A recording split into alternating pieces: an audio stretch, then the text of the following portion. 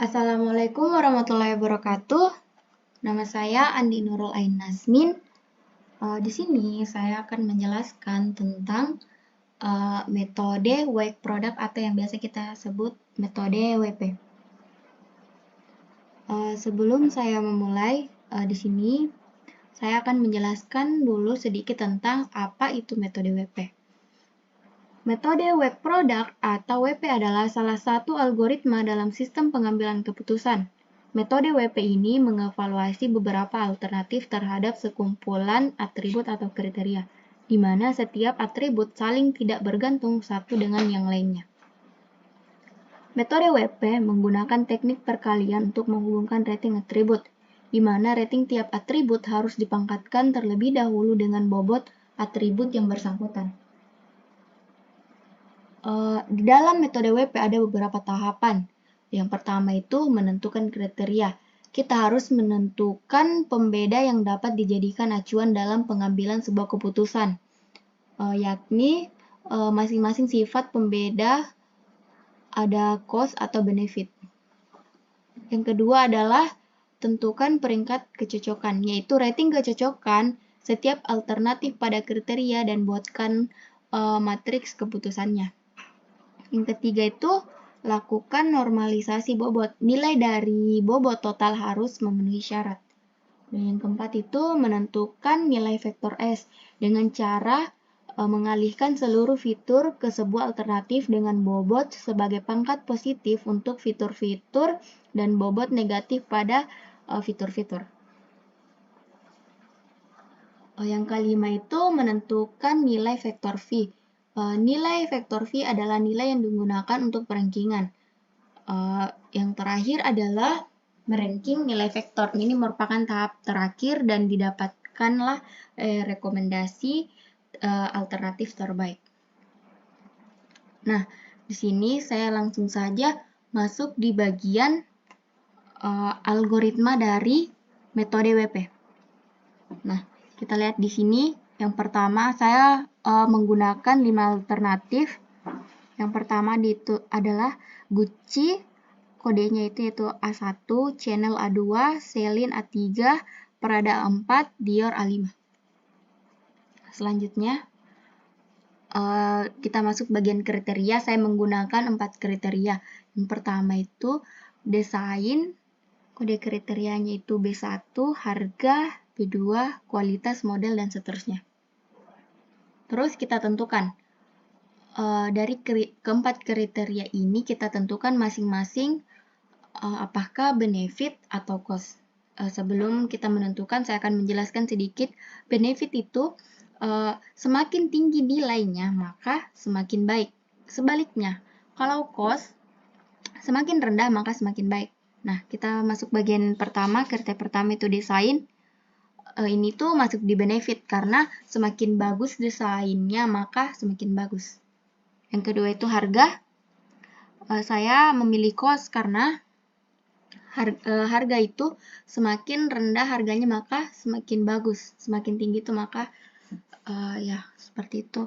Yang ketiga itu kualitas. Jelas saja adalah benefit. Model pun adalah benefit. Nah, sekarang kita masuk di bagian pada tabel ini. Nilai-nilai dari setiap kriteria terhadap alternatif. Alternatif terhadap kriteria. Selanjutnya, kita masuk bagian bobotnya. Pada desain, yang pertama itu bobotnya adalah 4. Harga itu 3 bobotnya, kualitas 5, dan model itu 4. Nah, selanjutnya kita melakukan normalisasi bobot. Rumus dari normalisasi bobot yaitu W dibagi jumlah dari W. Kita lihat rumusnya. Ini 4 dibagi dengan jumlah dari seluruh bobot, yaitu 16. Jadi 4/16 sama dengan 0,25. Dan yang kedua itu 3 dibagi dengan 16, menghasilkan 0,19.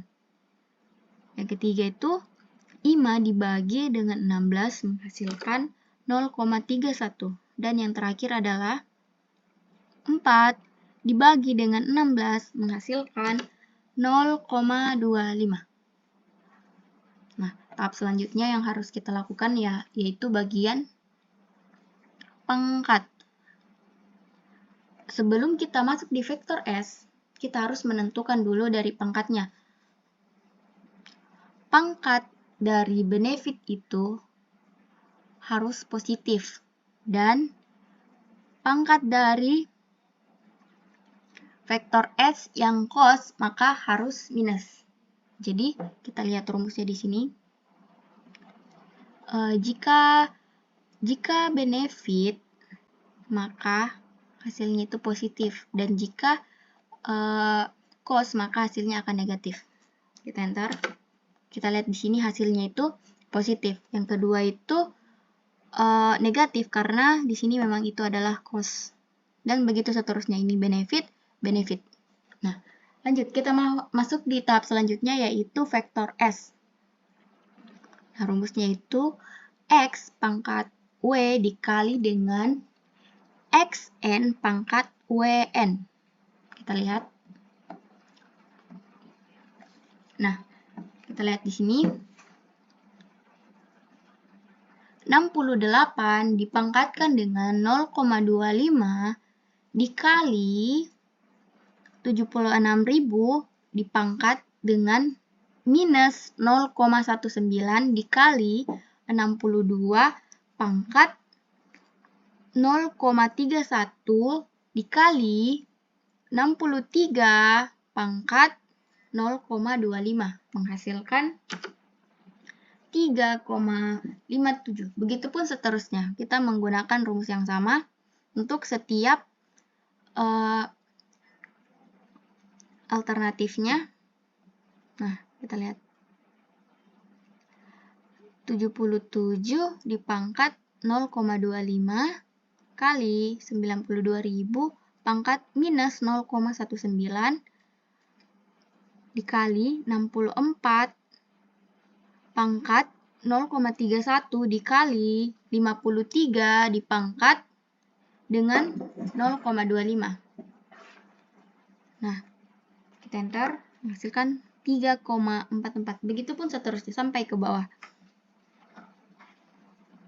Kita dapat dari S1 itu 3,57, S2-nya itu 3,44, S3-nya itu 4,05, S4 itu 3,78, S5-nya itu 3,58. Terus kita jumlahkan seluruh dari vektor S yaitu menghasilkan 18,42. Selanjutnya setelah kita melakukan perhitungan pada vektor S, kita lanjut ke tahap berikutnya yaitu menghitung vektor V-nya. Nah, rumusnya itu S dibagi dengan jumlah seluruh S. Nah, kita lihat. Pada V1 itu 3,57 dibagi dengan jumlah dari vektor S seluruhnya yaitu 18,42. Jadi 3,57 dibagi 18,42 menghasilkan 0,194. Begitupun dengan V2-nya. 3,44 dibagi dengan 18,42 menghasilkan 0,187. Begitupun dengan V3-nya menghasilkan 0,220. V4-nya itu 0,205. Bagian V5 itu 0,194. Nah, setelah kita lihat ini, baiklah, kita enter. Hasilnya sudah sama. Nah, setelah kita melakukan perhitungan pada vektor V, kita lanjut pada perankingan. Nah, kita lihat di sini. Kita lihat pada vektor V yang memiliki nilai tertinggi, maka dia adalah ranking 1, begitupun seterusnya. Kita lihat, nilai tertinggi jatuh kepada V3, 0,220. Maka kita tulis di sini A3 itu sebagai ranking 1. A4 sebagai ranking 2. Kita lihat ini.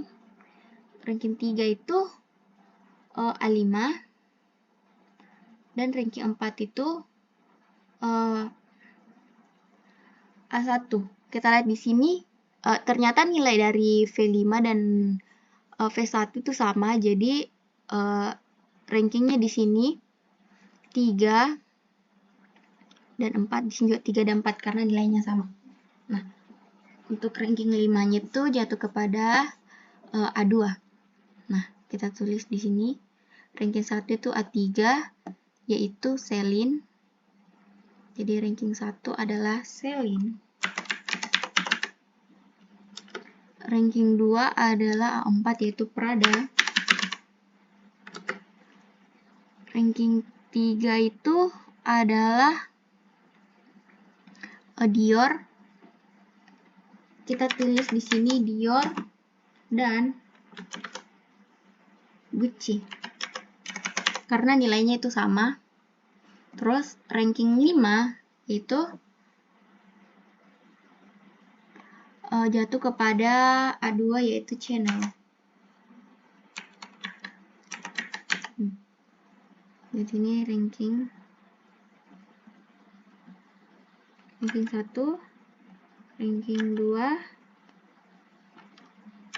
3 dan 4, ranking 5. Baiklah, kira-kira seperti ini dari hasil yang saya dapatkan. Ranking 1 yaitu Celine, ranking 2 Prada, ranking 3 dan 4 karena nilainya sama itu Dior dan Gucci, ranking 5 adalah Chanel. Sekian dari penjelasan saya mengenai metode WP. Saya akhiri dengan ucapan wassalamualaikum warahmatullahi wabarakatuh.